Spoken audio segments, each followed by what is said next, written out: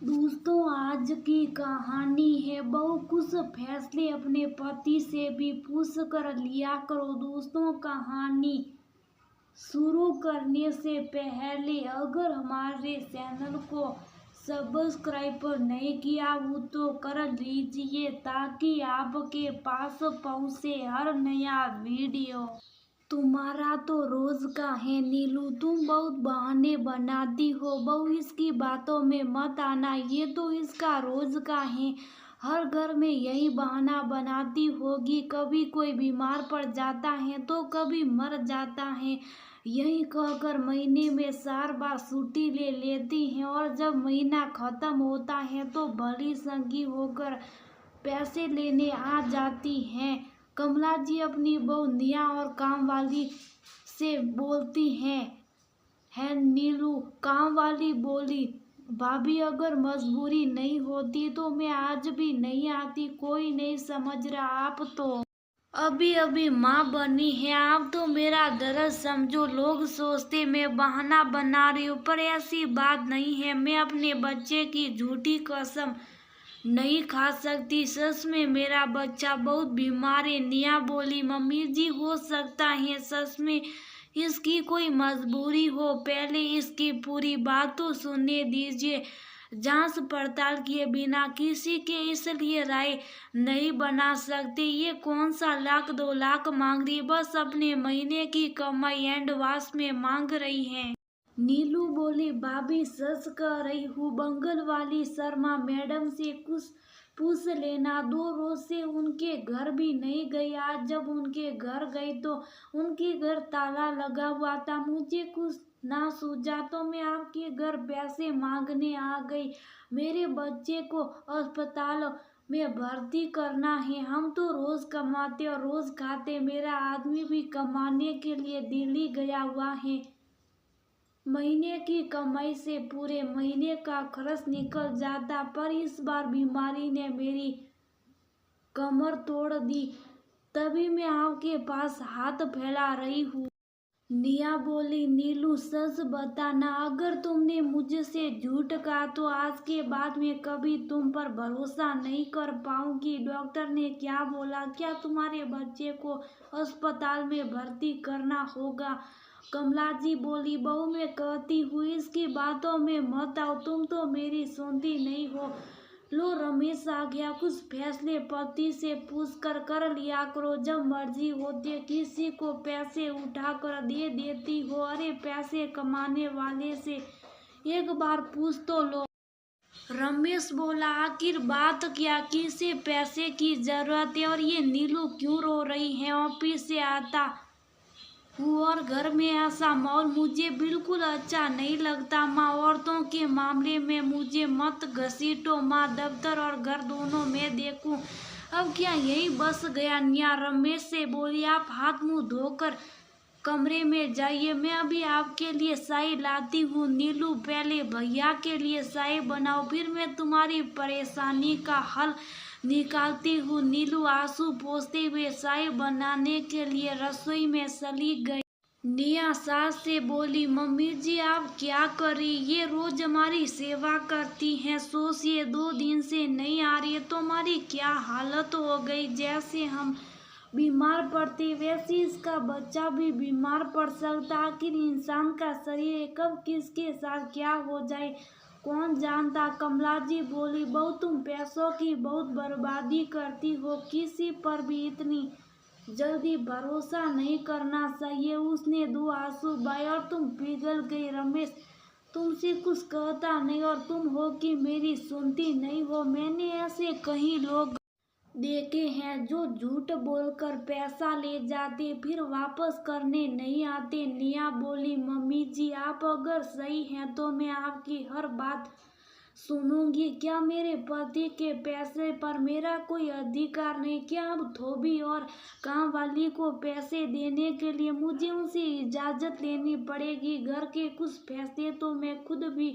ले सकती हूँ। जब घर की जिम्मेदारी आप सबने मुझे सौंपी है तो मुझे जो सही लगता है मुझे करने दीजिए। थोड़ी देर बाद निया रमेश को चाय देते हुए बोली, सुनिए नीलू के बेटे, की तबीयत ठीक नहीं है। वो 2 रोज से काम पर भी नहीं आ रही थी। मैं सोच रही हूँ उसे कुछ पैसे दे देती हूँ ताकि वह अपने बच्चे का इलाज करा सके। रमेश बोला, इसमें पूछने वाली क्या बातें, दे दो। अरे वो पैसे लेकर भाग थोड़ी जाएगी। 1000-2000 खर्च कर देने से कोई तुम्हारी तिजोरी खाली नहीं हो जाएगी। किसी गरीब की बदुआई नहीं लेनी चाहिए, उसकी मजबूरी है तभी वह ऐसा काम कर रही है।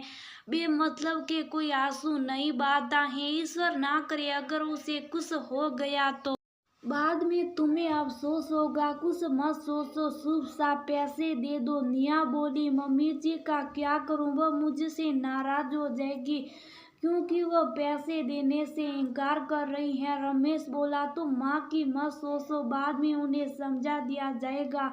अभी पहले उसके बच्चे का इलाज करवाना जरूरी है। माँ को लगता है हर गरीब बहाना ही बनाता है। निया पैसे लेकर आई और नीलू को देते हुए बोली, नीलू ये 8000 में तुम्हें दे रही हूँ। 1 महीने की पगार और 1 महीने का एडवांस दे रही हूँ। धीरे धीरे ये पैसे कटवा लेना। अभी बच्चे का इलाज करवा, उसे ठीक से खाना पीना दो। अगर और पैसों की जरूरत पड़े तो मुझसे कहना। बस ये याद रखना कि कभी भी मुझसे झूठ मत कहना, वरना मैं कभी तुम पर भरोसा नहीं कर पाऊंगी। अब जाओ और बच्चे का इलाज करवाओ। नीलू पैसे लिए और आंखों से आभार के आंसू सलकाते हुए जल्दी से अपने घर की ओर कदम बढ़ाई। निया की सास बोली, बहू तुम ये ठान कर बैठी हो कि तुम मेरी एक बात नहीं मानोगी। देखना अब ये कुछ रोज और नहीं आएगी, फिर क्या करोगी। पैसे भी गए और काम वाली भी गई।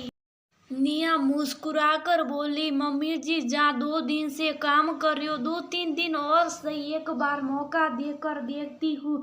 अगर सच्ची हुई तो वापस आएगी, जो झूठी हुई तो नहीं आएगी। सार जार लेकर मेरी किस्मत तो नहीं ले जाएगी, और उस सार जार से वो कितने दिन अपना घर चलाएगी। आखिर उसे वापस आना ही होगा। 2 दिन बाद नीलू हाथ में डॉक्टर की पर्ची और दवाई की रसीद लेकर चेहरे पर एक संतोष का भाव लेकर दरवाजे पर आई। निया उसे देखते बोली, नीलू तुम आ गई। देखो तुम्हारे बिना घर की क्या हालत हो गई। अरे पहले ये बताओ तुम्हारा बेटा कैसा। वो मुस्कुराते हुए बोली, भाभी अगर आप मदद ना करती तो ना जाने मेरे बच्चे की क्या हालत हो जाती। ये देखिए डॉक्टर के कागज और दवाइयों की रसीद मैं आपको दिखाने के लिए लाई हूँ कि मैं झूठ नहीं बोल रही थी। आज सुबह आदमी वापस आ गया है तो मैं काम करने चली आई।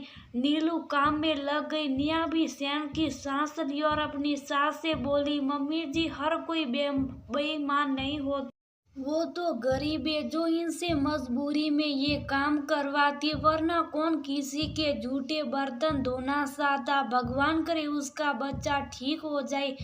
2-2.5 घंटे बाद नीलू ने पूरे घर की साफ सफाई की और अपना सारा काम खत्म करके आंचल से अपने पसीनों को पोंछते हुए बोली, भाभी अब जाती हूँ, घर का भी काम करना है।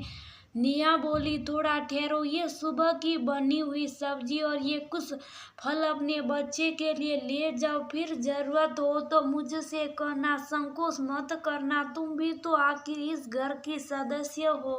कमला जी ने अपनी साड़ी के पल्लू की गठरी से 30 रुपये निकाल कर नीलू को देते हुए बोली, रास्ते में ब्रेड खरीद लेना ताकि सुबह बच्चे को खिलाकर और जल्दी जल्दी काम पर आया करो। निया अपनी सास को देखकर मुस्कुराने लगी। नीलू कमला जी के पैर छूकर बोली, अम्मा जी आशीर्वाद दो कि मेरा बच्चा जल्दी ठीक हो जाए। मैं कभी नागा नहीं करूँगी, मजबूरी थी इसलिए आपको दिक्कत हुई, वरना सबके प्रेम के बिना ये नीलू कुछ भी नहीं है।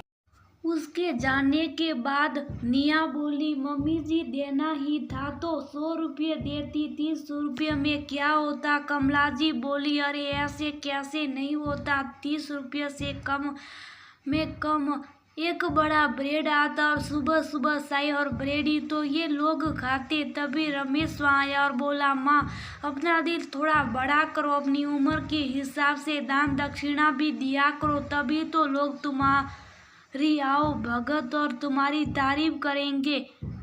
अब पैसे बचाकर कहाँ ले जाओगी? रमेश की बात सुनते ही सब हंसने लगे।